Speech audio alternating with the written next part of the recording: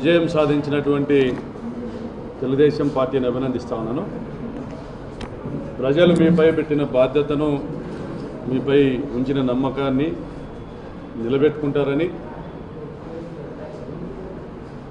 6 నెలల సమయంలో మీరేంటి అనేది ప్రజలకు తప్పకుండా తెలిసి వస్తుందని భావిస్తా ఉన్నా. మరి గెలుపు ఉత్సాహంలో కావచ్చు, లేదా తమ ఒరిజినాలిటీ బయటపెట్టుకోవడం కావచ్చు, 4వ తేదీ ఫలితాలు ప్రకటించినటువంటి 4 గంటల్లో రాప్తాడు నియోజకవర్గంలో దాదాపుగా 27 సంఘటనలు జరిగాయి. దాడులు జరిగాయి, ఆస్తుల మీద దాడులు జరిగాయి, రాళ్ల దాడులు జరిగాయి, వ్యక్తుల మీద దాడులు జరిగాయి, భౌతిక దాడులు జరిగాయి, అనేక మంది ఆసుపత్రి పాలయ్యారు. రాజశేఖర రెడ్డి గారి విగ్రహాలు నేలగూలాయి. ఇవాళ గొర్రెల గ్రామంలో రాజశేఖర రెడ్డి గారి విగ్రహం కూల్చారు. ఇప్పుడు ఎస్కే యూనివర్సిటీలో కూడా రాజశేఖర రెడ్డి గారి విగ్రహాన్ని కూల్చుతూ ఉన్నారు. అనేక గ్రామాల్లో వైఎస్ఆర్ కాంగ్రెస్ పార్టీ కార్యకర్తల మీద, ప్రజల మీద దాడులు జరుగుతూ ఉన్నాయి. నేను ఒకటే తెలియజెప్పాలనుకుంటా ఉన్నా, మీరిచ్చిన హామీలు నమ్మి మిమ్మల్ని గెలిపించుండొచ్చు, లేదా మాకంటే మెరుగైన పాలన అందిస్తారని ఆశించి మిమ్మల్ని గెలిపించుండొచ్చు. కానీ ఈ గెలుపును మీరు సద్వినియోగం చేసుకోకుండా ప్రతిపక్షాల కార్యకర్తల పైన దాడులు చేయడానికి మీరు ఉపయోగించుకుంటే ప్రజలన్నీ గమనిస్తారు. తప్పనిసరిగా ప్రజల్లో మీ మీద వ్యతిరేకత పెరుగుతుందని గమనించమని కోరుతా ఉన్నా. మరి ఈరోజు మీ గెలుపు మీ బలం అనుకోవచ్చు, నేనైతే అది వాపంటా ఉన్నా. దేశవ్యాప్తంగా సంక్షేమ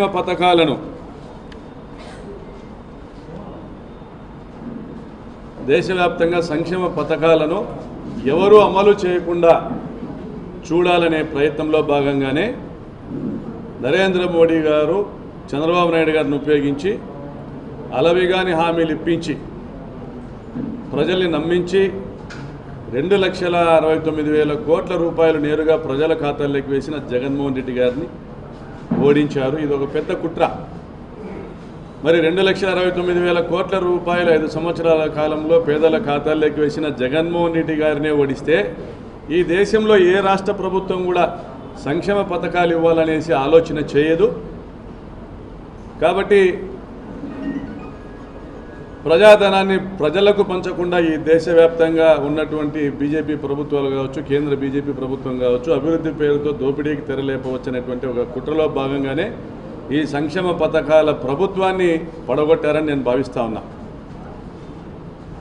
మరి 2,69,000 కోట్ల రూపాయల పథకాలు ఇచ్చిన జగన్మోహన్ రెడ్డి గారినే ఓడించిన ఈ ప్రజలు రేపొద్దున ఎంత చేసినా మళ్ళీ ఓడిస్తారు కదా అన్న ఒక ఆలోచనతో చంద్రబాబు నాయుడు ఆ సంక్షేమ పథకాల జోలికే వెళ్లకుండా ఉండబోతా ఉన్నాడు. ఆయన అమరావతి పేరుతోనో అభివృద్ధి పేరుతోనో దోపిడీకి తెరలేపబోతా ఉన్నాడు. ఉద్యోగుల్ని మోసం చేయబోతా ఉన్నాడు, నిరుద్యోగుల్ని మోసం చేయబోతా ఉన్నాడు. జగనన్న కంటే అధికంగా సంక్షేమ పథకాలు ఇస్తాడు. 1,500 రూపాయలు ప్రతి ఒక్క మహిళకు అందజేస్తాడు. సత్వరమే 4,000 రూపాయల పెన్షన్ ఇస్తాడు. జూలై 1వ తేదీన 7,000 రూపాయలు ఇస్తాడు. ఇంట్లో ఎంతమంది పిల్లలుంటే అందరికీ అమ్మఒడి ఇస్తాడు. మరి బస్సుల్లో ప్రయాణం ఉచితంగా చేయనిస్తాడు. 3 సిలిండర్లు ఇస్తాడని నమ్మినటువంటి పేదలు మరి వీటన్నిటికీ అయ్యేటువంటి ఈ ఖర్చును గురించి తెలిసిన చంద్రబాబు మోసం చేస్తాడని భావించలేదు కాబట్టి నమ్మి ఓట్లేశారు. మరి వారికి ఈ పథకాలు ఇస్తాడా? ఉద్యోగులకు వెంటనే ఐఆర్ ప్రకటిస్తాడా, పిఆర్సీ ఇస్తాడా? సిపిఎస్ రద్దు చేస్తాడా, మరి ఇవన్నీ కూడా ఉద్యోగులకు సంబంధించినటువంటి సమస్యలు పరిష్కరిస్తాడా, 20 లక్షల ఉద్యోగాలు ఇస్తాడా, ఇవ్వలేకపోతే 3,000 నిరుద్యోగ వృత్తి ఇస్తాడా, ఇవన్నీ కూడా వేచి చూడాల్సిందే. కాబట్టి ఒక 6 నెలల పాటు మనమందరం ఎదురు చూడాల్సిందే, అవకాశం ఇవ్వాల్సిందే. చంద్రబాబు నాయుడు గారు కానీ ఆయన ప్రభుత్వం కానీ ఒక అల్లావుద్దీన్ అద్భుత దీపాన్ని ఏమైనా తీసుకొస్తుందా, ఒక అక్షయ పాత్రని ఏమైనా తీసుకొస్తుందా, మరి మనమంతా కూడా ఎదురు చూడాల్సిందే. ఈ పథకాలన్నీ అమలు చేయాలని కోరుకోవాల్సిందే. అభివృద్ధి కార్యక్రమాలు వాళ్ళు హామీ ఇచ్చినటువంటి అభివృద్ధి కార్యక్రమాలు వాళ్ళు అమలు చేయాలని కోరుకోవాల్సిందే. అమరావతి నిర్మాణం జరగాలని కోరుకోవాల్సిందే. మరి నిరుద్యోగుల సమస్యలు పరిష్కారం చేయాలని కోరుకోవాల్సిందే. కాబట్టి 6 నెలలు సంయమనం పాటించండి. వైఎస్ఆర్ కాంగ్రెస్ పార్టీ శ్రేణులకు నేను పిలుపునిస్తా ఉన్నా. ఈ జిల్లాలోని 14 మంది మేమందరము కూడా మీ వెంట ఉన్నాం. మనమందరం కూడా జగనన్న వెంట నిలబడదాం. మనం గత ప్రభుత్వం ఏర్పడినప్పుడు మనం గెలిచినప్పుడు ఒక మెసేజ్ ఇచ్చాం, ఒక వాయిస్ మెసేజ్ ఇచ్చాం, ఒక శాంతికి పిలుపునిచ్చాం. ఓటమి బాధలో నిరాశ నిస్పృహల్లో తెలుగుదేశం పార్టీ వాళ్ళు దాడులు చేసినా ఓర్చుకోండి, సహించండి, వీలైతే వారిని దగ్గర తీసుకోండి అని. అది మన నైజం. మరి ఈరోజు 3 రోజులుగా దాడులు జరుగుతూ ఉన్న జిల్లాలోని తెలుగుదేశం పార్టీ ఎమ్మెల్యేలు కానీ, పరిటాల సునీత కానీ, ఆ పార్టీ పెద్దలు కానీ దాడులు పాల్పడడం కరెక్ట్ కాదు, ఇది సరికాదు, ఇది ఆటవికం అనేటువంటి ఒక మాటను కూడా వాళ్ళ నోటి నుంచి ఉచ్చరించకపోవడం గమనించమని కోరుతా ఉన్నా. అయినా మీ వెంట మేమున్నాం. చట్టాన్ని నమ్ముదాం, పోలీస్ వ్యవస్థను నమ్ముదాం. ఎటువంటి దాడి జరిగినా కాగితం మీద కంప్లైంట్ ఇచ్చి వాట్సాప్లో పెట్టమని కోరుతా ఉన్నా. కేసులు కట్టిస్తాం. చట్టం తలుపులు మూసుకుంటే న్యాయదేవత తలుపులు కొడతాం. తప్పనిసరిగా ఎఫ్ఐఆర్లు చేయిస్తాం, కేసులు విచారణ జరిపిస్తాం. మిమ్మల్ని మేము కాపాడుకుంటాం. చట్టబద్ధంగా ప్రజాస్వామ్యయుతంగా పోరాడదాం. మరి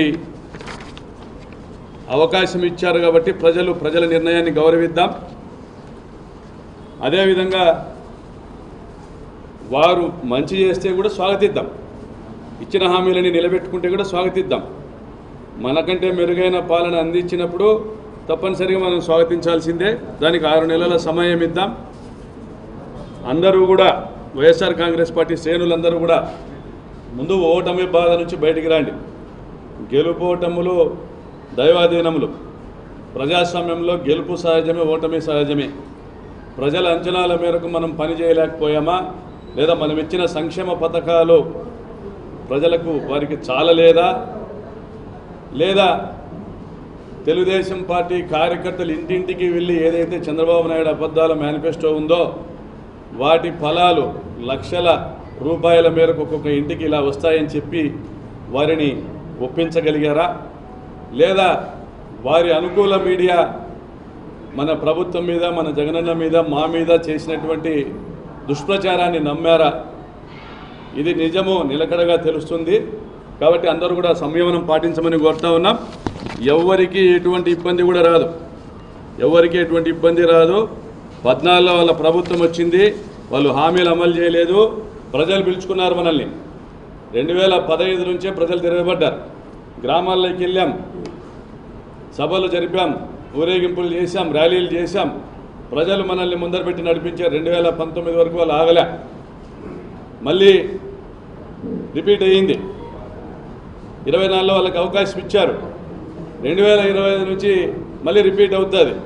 వాళ్ళు హామీలు అమలు చేస్తే ప్రజలు వాళ్ళ వెంట ఉంటారు. వాళ్ళు ప్రజలను మోసం చేశారనేది ప్రజలు తెలుసుకుంటే ప్రజలు తిరగబడతారు. ఆ తిరుగుబాటు కోసం ఎదురు చూద్దాం. సీన్ రిపీట్ అవుతుంది. 25 నుంచి 29 వరకు అప్రతిహతంగా జైత్రయాత్ర జరుగుతుంది. మళ్ళీ జగనన్నను ముఖ్యమంత్రిగా చేయడానికి ప్రాణాలు ఇచ్చేదానికి కూడా సిద్ధంగా ఉన్నాం.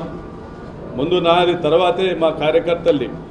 నా చావు జగనన్నను సింహాసనం పైన కూర్చోబెడతాదంటే నా చావు నుండి జగనన్న జైత్రయాత్ర ప్రారంభమవుతుంది. వైఎస్ఆర్సీపీ శ్రేణులందరూ కూడా మనోనిబ్బరం కోల్పోవద్దండి. తప్పనిసరిగా ప్రజాస్వామ్య పద్ధతిలోనే పోరాడదాం.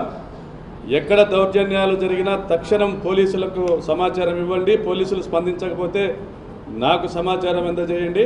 తప్పనిసరిగా చట్టాన్ని గౌరవిస్తూ ఉన్నాం, నమ్మకం ఉంది, చర్యలు తీసుకుంటారు. తీసుకునే పక్షంలో న్యాయదేవత ఎలాగో ఉంది, న్యాయదేవతను ఆశ్రయిద్దాం.